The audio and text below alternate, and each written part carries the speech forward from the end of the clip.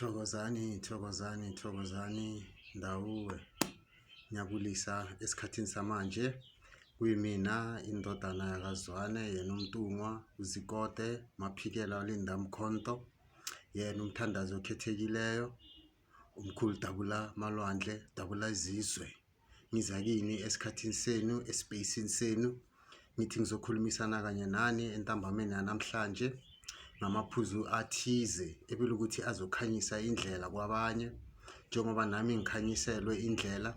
Ngithi ngizoshare le knowledge engiyitholile, knowledge ebuye emathongeni ami ebuye izingelosini zami ethunyelwa uyena uNkulunkulu umveli inqangi uqobo lwayo. Namhlanje bantwana benkosi ngithi ngizokhuluma kanye nani ngezinto ezimbalwa. Okokucala ngithi ngizokhuluma nge-connection between humans and spirit, human beings and spirit beings, the world and the spiritual world, whereby sithola esikhathini esiningi we have these frequent visits from the spiritual realm ebile ukuthi ngempela kuyiyona eletha izindaba ezibuya kuNkulunkulu, ezibuya emathongweni, ezibuya emadlozini, ezibuya engelosini. Ngithi we need to be careful kakhulu ngale ndaba le yobizo lwethu ebile ukuthi ngempela akusubizo elidalwe la emhlaba kodwa kubizo ebile ukuthi it's a manifestation from the spiritual world, a spiritual world emkhathini. Umkhathi kusona space ebile ukuthi at the end of the day we can also call it a void. A void, we might think of something ebile ukuthi it's just this dark space ebile ukuthi there's no life, there's no existence. Umkhathini bafowethu nabodadewethu nina bogogo nani bomkhulu, umkhathini indawo ephilayo. Umkhathini indawo la amathonga ethu ahlala khona. Emkhathini kula zomhlaba ziphendulela khona. Ingakho bathi uma kuboshwa emkhathini nalamhlabeni kuyaboshwa, uma kuboshululwa emkhathini nalamhlabeni kuyaboshululwa.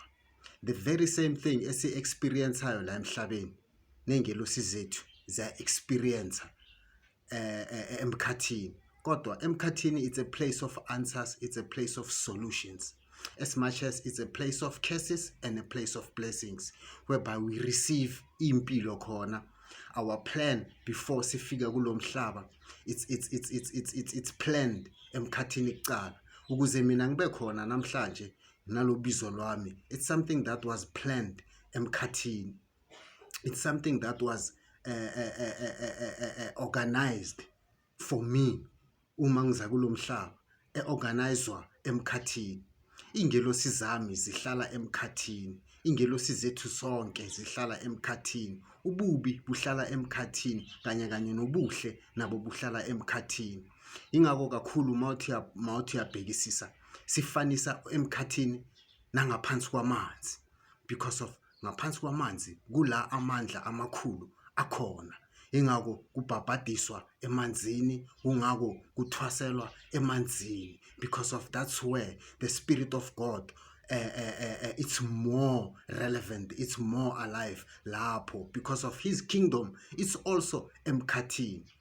So thina okwethu ukuthi sihlale sazi ukuthi nangempela imihambo yethu la emhlabeni iyona ezodetermine isihlalo or indawo esizoya kuyo uma sisuka kulo mhlaba siya emkhathini. Ingakho kumele sihlale siqaphele esikhathini esiningi ukuthi nangempela esikwenzayo la emhlabeni it's approved by laba abahlala emkhathini. Zona ingelosi zethu wona amathonga ethu aphendulela kuyena uNkulunkulu nengelosi zakhe eziphezulu, because of sihlala sazi ukuthi imihla namalanga ingelosi azilingani ngama rank.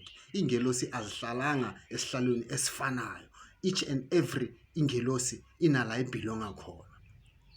So thina njengabantu kumele sihlale sazi ukuthi nangempela emkhathini kula the ultimate journey iphelela khona.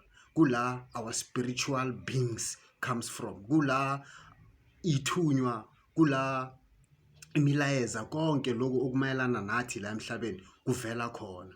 Ingakho esikhathini esiningi we need to make sure ukuthi the connection between the spiritual realm and the physical realm is always open, ukuze nathi sikwazi ukuthi si-receive the intelligence ebile ukuthi ibuya vele kuphi emkhathini. So emkhathini kaningi abantu bathanda ukuyikhulumisa as if indawo la kuhlala the evil beings khona. Yes, the evil beings nazo zibelonga emkhathini, but there's also the good beings that belongs emkhathini. Ingakho ngithi uNkulunkulu naye uhlala khona emkhathini ngaphansi kwamanzi, kula sazi khona ukuthi nangempela umhlaba uthi mawudalwa wadalwa out of a void. It was just water, and then God separated the land and the seas, and then wathatha izidalwa ezinamandla ezinobukhoni, ezinobuhlakaniphi, ezinolwazi, wazitshala ngaphakathi emanzini. Ingakho mawuthi uyothatha amandla, ingakho mawuthi uyogeza, ingakho mawuthi uyosusa wona uyicindezelo nento ezinjalo, ingakho mawuthi uyoyenza ebile ukuthi kumele kukulungise emzimbeni nasemoyeni, kumele uye emanzini. Amanzi ayaphila. Ingakho ngithi umkhathini nakhona kuyaphilwa, kula kuphila khona. Umhlaba, it's a reflection of the spiritual realm. Ingakho it is highly impossible ukuthi one can survive emhlabeni angana connection nasemkhathini. Bayakwazi ukuthi abantu bathwale izinyoka, bazithatha emanzini. Kuyakhonakala ukuthi ingelosi ubhabhadiswe ukuze ingelosi yakho iphakame, ibe activated. It is done where? It is done emanzini. Amanzini aphilayo, amanzi ayaphila bantwana bakaNkulunkulu. Ingakho ngithi kumele sithathe amanzi njenge symbol ebuya kuNkulunkulu, the symbol of power, the symbol of kingship. That's where sithola khona amandla wethu, kula sithola khona i-protection, kula sithola khona i-prosperity, kula sithola khona i-connection yethu ney'dalwa zethu. So bafowethu nathi bodadewethu, nani bodadewethu, kungako-ke kumele sihlale siqaphele, kumele sihlale sivulekile emahlweni nasey'ngqondweni zethu, consciously and subconsciously. Always we need to remember ukuthi kahle kahle we are from a source of water. Nakhona ingakho uthola indaba yokuthi umntwana nanoma asesiswini somzali ungaphakathi kwamanzi, meaning ukuthi life starts from emanzini. Hence sibona ukuthi each and every living organism, it depends on the water to survive. Hence we know ukuthi we cannot survive without amanzi, we cannot survive without idalwa lezi ezibekiwe ngaphakathi kwamanzi. For us, zidalwa lezo zibekelwe thina ukuthi kube yizona ezisikhombisa indlela. Ingelosi nazo zonke lezi idalwa uNkulunkulu azidalile, uma zinqamula through ama-portals lawa avulekayo, zinqamula zibuya ngaphansi kwelwandle, zinqamula zibuya in the aqua realm, that's the spiritual realm. So bafowethu, take time to make sure ukuthi sispenda isikhathi esiningi sivakashela amanzi, sispenda isikhathi esiningi sivakashela emalwandle, sispenda isikhathi esiningi siphahla noma sithandaza emfuleni noma emalwandle, ukuthi nangempela ingelosi zethu zikwazi ukuthi zibane na that connection with us, zikwazi ukuthi zisilalele uma sikhuluma, zisilalele uma sibeka indaba yethu kizo, ngoba abasidalile thina, abasilethe kulomhlaba, badlula kulomhlaba, bayachubeka baphile, kodwa baphila emoyeni, baphila emkhathini. Abantu bayangena ngaphakathi kwamanzi, baspende i-period ethize ukuze bahlangane nedalwa zabo, zibanikeze umthetho, zibafundise ngalesipho lesi basiphethe kuphi ngaphansi kwelwandle. Kuyaphilwa, kuphila okuhle, kuphila nokubi. So let's all acknowledge the fact yokuthi uNkulunkulu ukhona uphila emkhathini in the spiritual realm with a spiritual form. Yes, we were done in his image, meaning ukuthi hence ngikhulumile ukuthi okula emhlabeni yikuloku okusemkhathini, kodwa wasemkhathini kungcono kakhulu ngoba kunolwazi, uhlakaniphile, kunobuhlakaniphi obudlulele, kunamandla adlulele, amandla ebelokuthi thina la emhlabeni siyawadinga, siwathola kuphi? Kulaba abaphila emkhathini. Iphuzu lami lokucala lelo engithi ngilibeke phambi kwenu bantwana benkosi ukuthi nani nihlale nazi ukuthi amanzi awasatshwa, amanzi yikuyimpilo. Water is life. There's no life without water. Even the simplest thing, plants cannot live without amanzi. Animals cannot live without amanzi. As much as us human beings, we cannot live ngaphandle kwamanzi. Amanzi kuyimpilo. Ingakho ke ngithi uNkulunkulu uma nangempela adala indalo yakhe, uyidale around amanzi, uyidale from amanzi, the dark and the light created by God. And on top of that, uthe makaceda ukuthi acreate, wadala izidala elukuthi nangempela is closer to him, wasitshala kuphi? Ngaphansi kwamanzi. Lazi khona ukuthi kuyimfihlakalo ukuthi you cannot see with your naked eye, but you can only see it with your spiritual eye, the third eye, the pineal gland. Yiyo ukuthi mayevuleka ikukhombisa imfihlakalo zakuphi? Zasemkhathini, ukuze ukuthi nawe ube aligned with the higher power, with the higher plan, ebelukuthi is the will of God. Ngibonga kakhulu nalo lelo phuzu lokucala engilibekayo. Iphuzu lami lesibili nali vibration, number vibration, numerical vibration.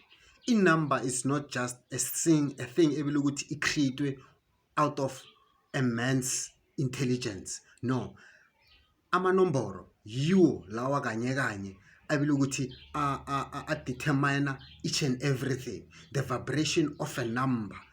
A number goes along with an angel. Hence mina ngithi ngizokhuluma number 33. Number 33, it's a very powerful number. Bayibiza ukuthi it's a master number.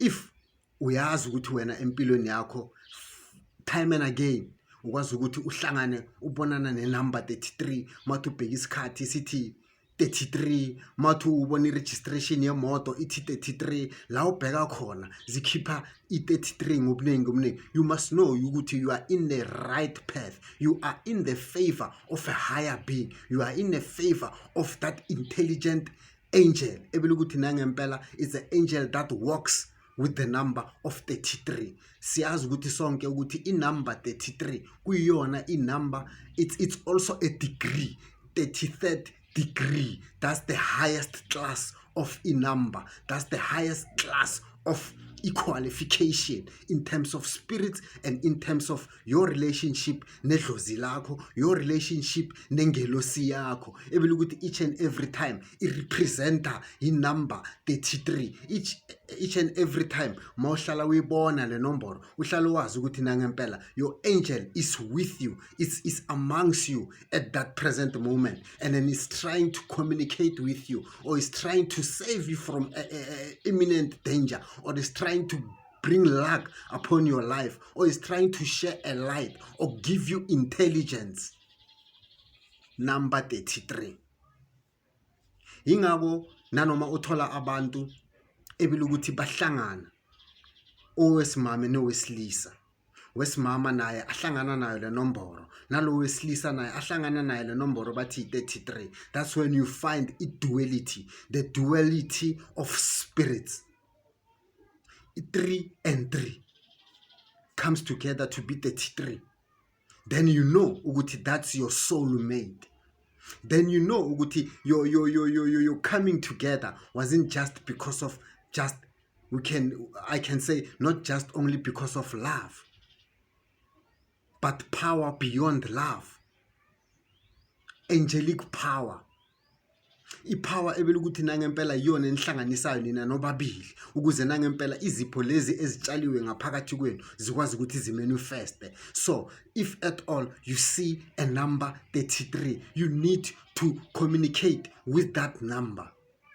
Ingako kaningi nani mama uthiyabheka uma kubana nama-bettings and all of that, it's through ama-number. You can never find ama-competition noma ama-bettings ebile ukuthi they are in words. They always come in numbers because of a number vibrates higher than words. Words come second, numbers comes first, but the higher number, it's the number 33. It's the number 33rd degree. Then you know ukuthi you are with a higher spirit. You are angel that walks with you, that is within you. It's the powerful angel because of it's represented by in number 33. Wibhekisise. Hayi wonke umuntu uhamba ngengelosi representwa inumber 33. Manengi amanombolo ngikuhlukahlukana kwakhona ngezizathu ezihlukahlukene ngoba ingelosi zihlukahlukene nemisebenzi yengelosi zihlukahlukene. Izipho esiziphethe ngaphakathi kwethu nazo zihlukahlukene. Amadlozi wethu awasebenzi ngokufana. Amadlozi wethu awavibrate ngokufana. Thokoza. Ngingako ngithi kumele sicaphele ukuthi yipi inumber associate nathi kakhulu, relate nathi kakhulu, and then find out what's the meaning behind that number. What is that number bringing upon your life spiritually? We need to be careful ukuthi nangempela we take into consideration the importance of a numerical order.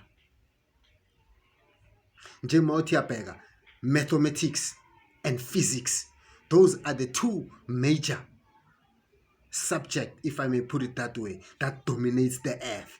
Everything is measured in number.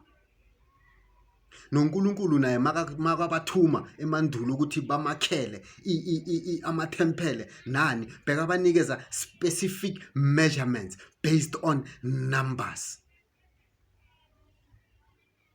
So nathi impilo zethu is based on numbers. uJesu naye mathi yabhekisisa uthe uhamba kwakhe, his ascension was when he was 33 years old.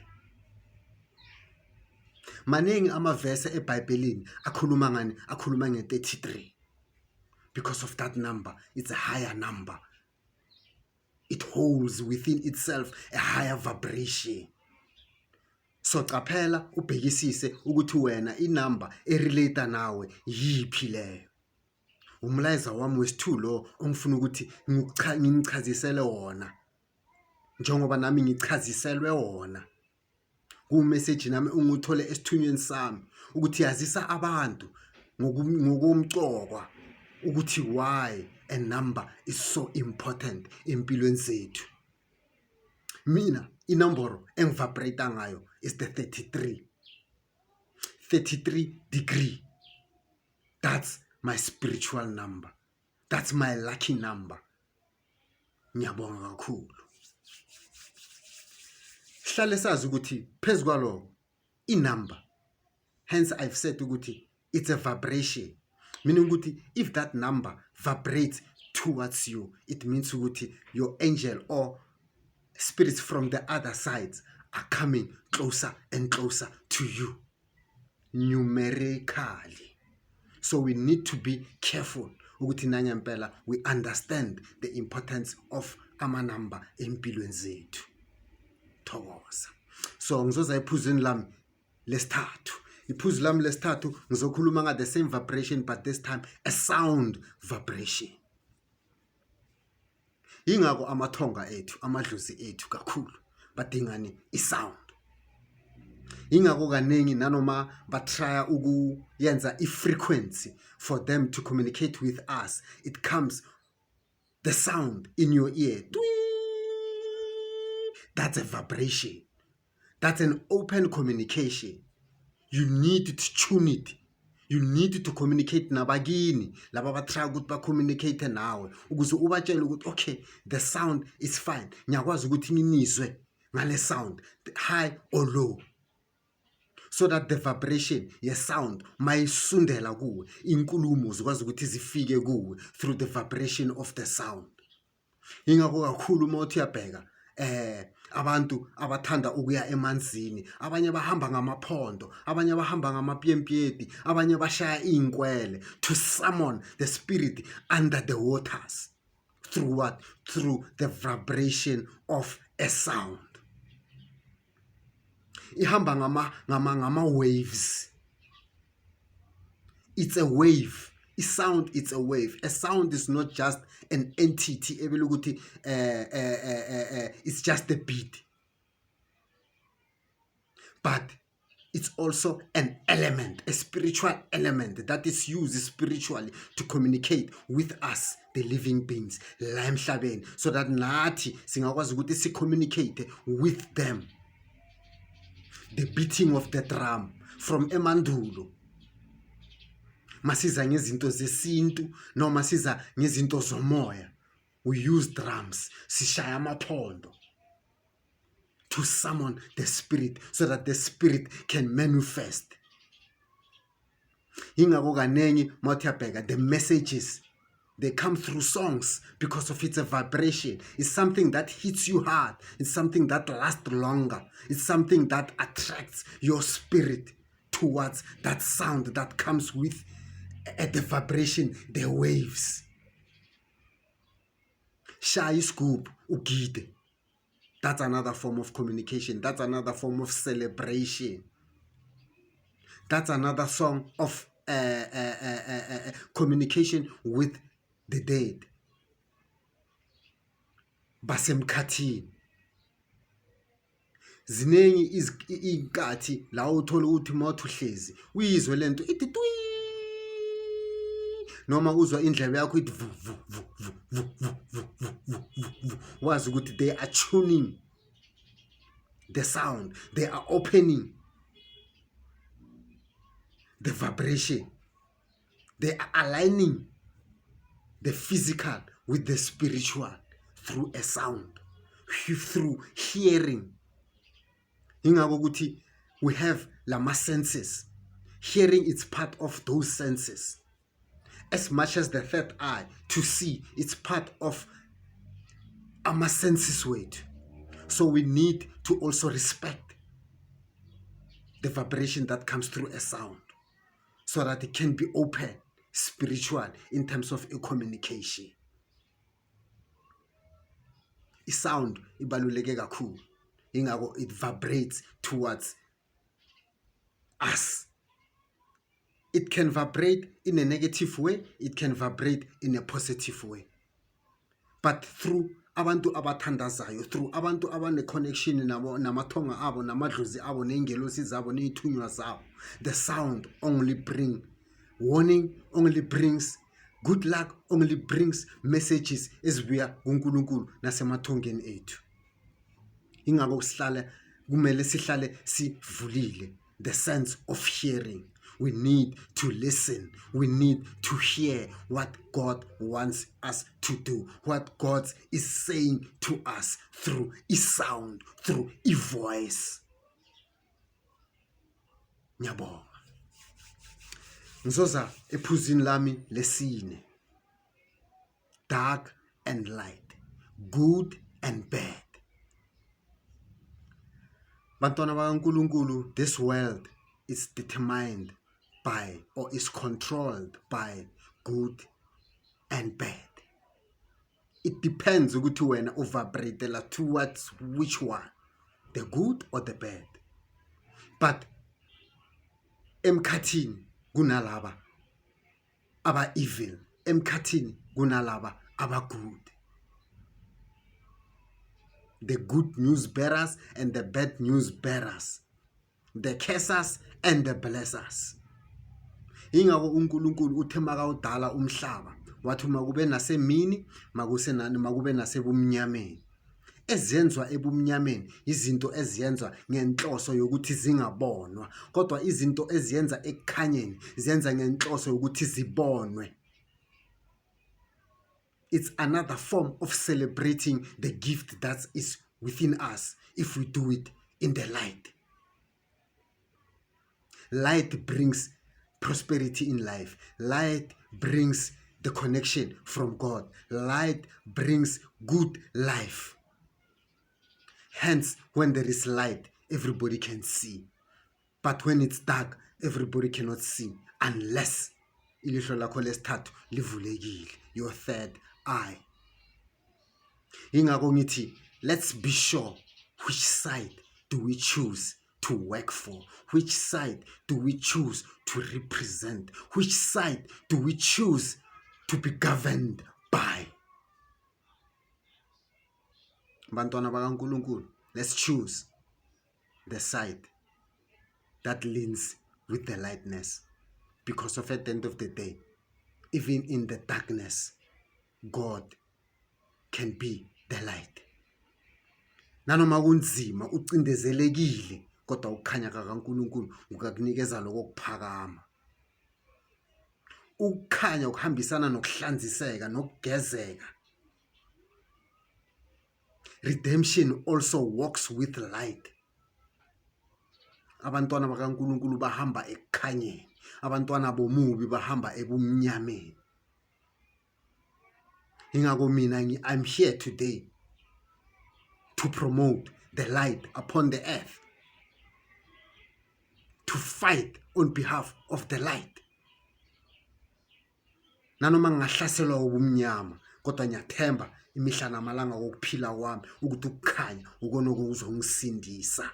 Ukukhanya ukona okuzoletha uNkulunkulu ukuthi angilwele. Ukukhanya ukona okuzwenza ukuthi isipho sami singisebenzele. Ukukhanya ukona okuzongihlanganisa nomoya obile ukuthi nangempela ubekwe uNkulunkulu phezulu kwami, umoya wokukhanya. That is why uma sithandaza sikhanyisa amakhandlela, to light the way. Simeme zona ingelosi zethu zokukhanya. Ingakho ngithi kubaluleke kakhulu bantwana bakaNkulunkulu uhlala sazi ukuthi kumele sihlale sisendleleni zokukhanya. Inhliziyo zethu nazo zijule ekukhanyeni, ngoba uNkulunkulu ufuna la kuhlanzeke khona, where there's brightness, because of, you know what they used to say ukuthi cleanliness brings you closer to godliness. Ukukhanya kubalulekile. Ingakho kakhulu sithi makwande ukukhanya. Khanyisani izindlela zenu ngezenzo zenu. Khanyisani izindlela zenu ngemicabango yenu. Khanyisani izindlela zenu ngeinkolo zenu. Sisuse konke that represents the darkness, that promotes demonic interference empilweni zethu, that vibrates ubumnyama, the darkness, the dark kingdom. At the end of the day, we need to bring down the dark kingdom. The dark kingdom is not here to promote humanity, but the dark kingdom is here to downgrade the will of God. So yithi esihamba ekukhanyeni laba ekumele silwele uNkulunkulu la emhlabeni. Usidalile nathi siyidalo, idalo zala emhlabeni, but those who represent ukukhanya. Masihlaleni sisekukhanyeni ngemihla namalanga yempilo zethu, ukuthi nathi mase sidlulela ngale sikwazi ukuthi sibuyele sihlangane namathonga ethu lawe ukuthi yibo bebasinikeza ukukhanya, lawe ukuthi bazothi masifika thina ngale ngokomkhathi bathi yebo siyanamukela, dlulelani phambili nohlangana nomdali wenu ohlezi ekukhanyeni, the one that wears the crown. uNkulunkulu mveli inqani, yena ongamela onke amagumbi amanomhlaba. Nani mungakwenza konke okumnyameni, kodwa ngelinye lamalanga kuzovela ukukhanyeni. The darkness will be exposed. The dark kingdom will be overshadowed by the light that comes with the power of God that walks with the light. Thina sinabo ubuhlakaniphi buhamba noNkulunkulu nokukhanya kwakhe. Nithi makwande ukukhanya. Ngizoza manje ephuzwini lami lesihlanu. Iphuzu lami elikhuluma ngama intelligent beings, whether siwabiza ukuthi amadlozi, noma siwabiza ukuthi ama-humanoids, noma siwabiza ukuthi ama-beings from another world, galactic beings from another realm.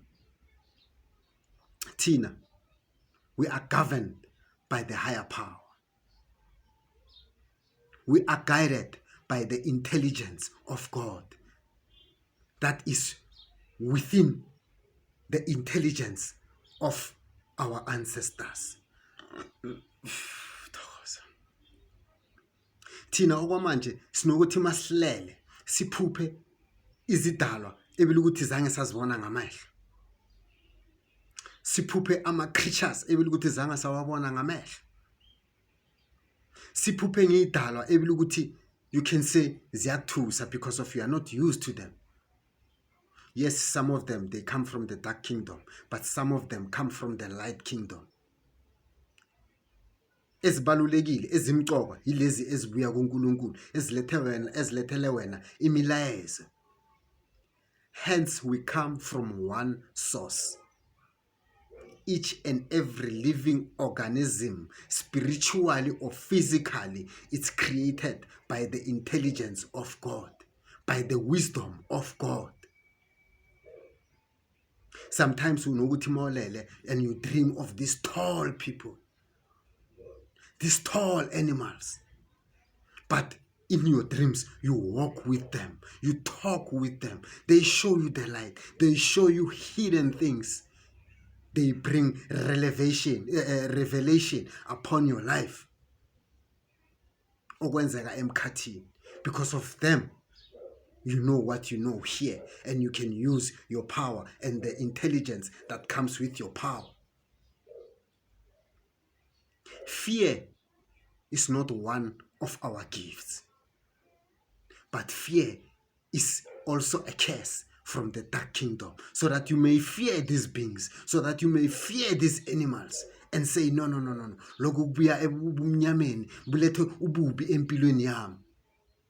Don't forget ukuthi all of us, we have senses. Nanoma ulele, your senses are also awake. Your third eye is open. That's how you operate in the spiritual world, in the spiritual realm, emkhathini. Hence you walk with these supernatural beings, these giants. But in a very, I would say, mysterious ways. Because of they are not from this world, but they are for this world, for us. Sinje siyabantu begazi benyama, kodwa sihamba nezidalwa zomoya.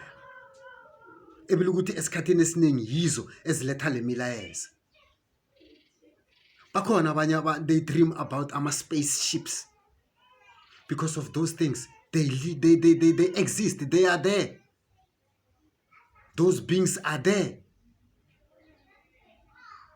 Siboshwa yizo lezidalwa. Sikhululwa yizo lezidalwa.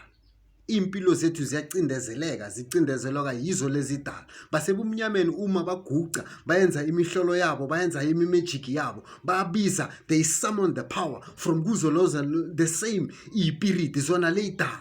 Nathi uma siguqa emanzini nanoma siguqa entabeni, we summon those spiritual beings, lezo zidalwa. Sigijima nemindawo, sigijima nabalozi, sigijima nenzunza, sigijima nengelosi.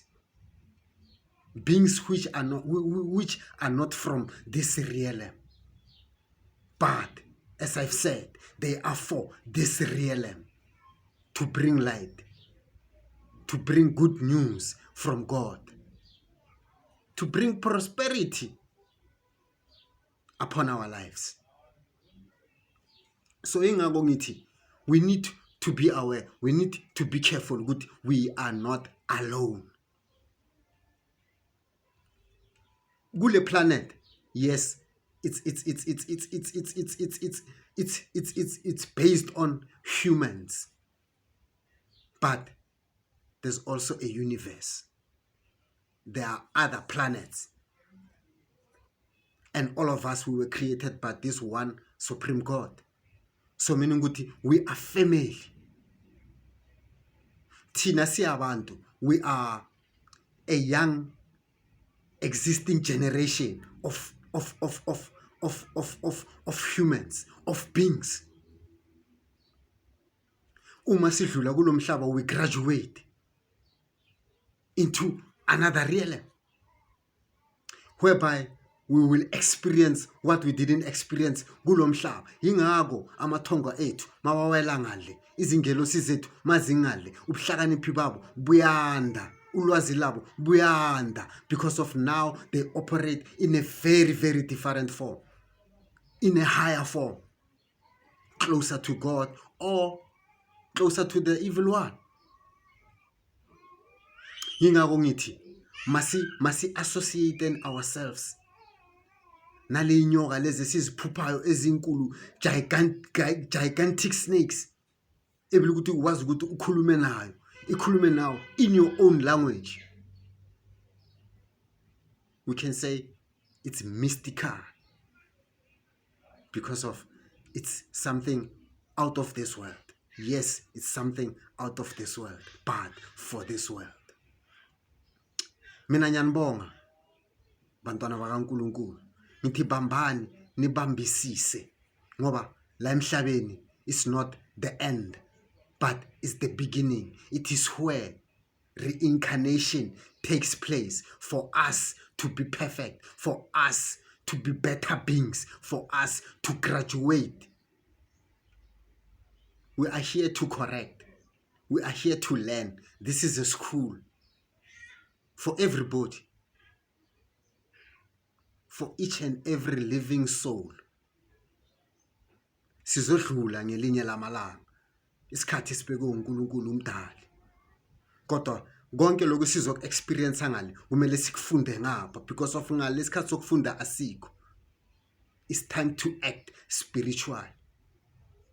It's time to know the real us, to experience the power that we always dream of. Yithi manje sizothi masesidlulele ngale sizonceda laba abasele ngapha. Hence I say this is not the end, but it's the beginning. So expect the unexpected. Our dreams are also a form of communication. Izidalwa lezi sizibonayo, it's also a form of other existence. Ebile ukuthi nangempela ziya exista. So we need to have our third eye opened. We need to upgrade our subconscious. Our consciousness must be activated. We need to vibrate in a higher vibration. We need to be one with the will of God. We need to understand. We need to know our identity so that we may know ukuthi nanoma ngiyiphupha this mysterious formed being, ngihlale ngazi ukuthi I vibrate towards the light. So it means ukuthi this being also vibrates towards me. It is for me. The information that it brings, it's for me. It's for my well-being. Masivulekeni ikhanda, kuvuleke nesifuba, so that our chakras may be flamed. Our chakras may be in motion. We need to be alive. Hayi ngokuphefumula kuphela, but also through the communication and the connection of the spiritual world. We cannot be defeated by the dark people who believe, who have faith in what they do, and then they see results because of their belief in these beasts.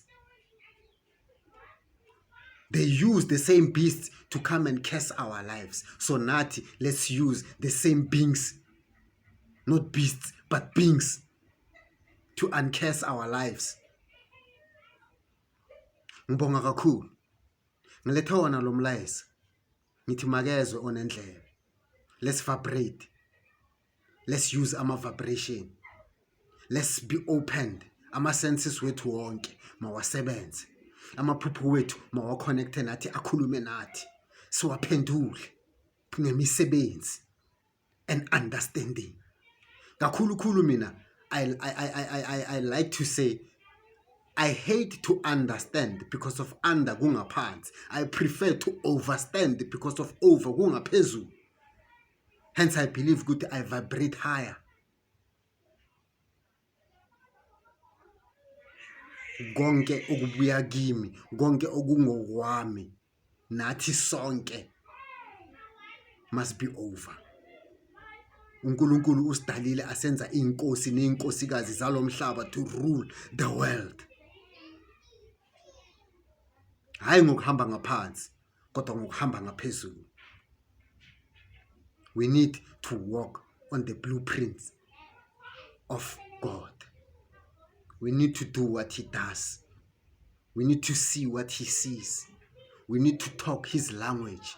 We need to share his messages so that nathi we can use it to better ourselves, to better other individuals, and to better the world. Makwande kwasebukhosini. Imi-ke indodana uMntungwa, uZikode, uMaphikela, uLindamkhonto, uMangwanya uNtsele, uMpofu, uMvuleni, yona ohamba nemvula, yona odabula amalwandle, umthandazo okhethekile. Ngithi makwande ukukhanya. Let there be light. Those are my final words. Thokozani, ndawuwe, phakamani.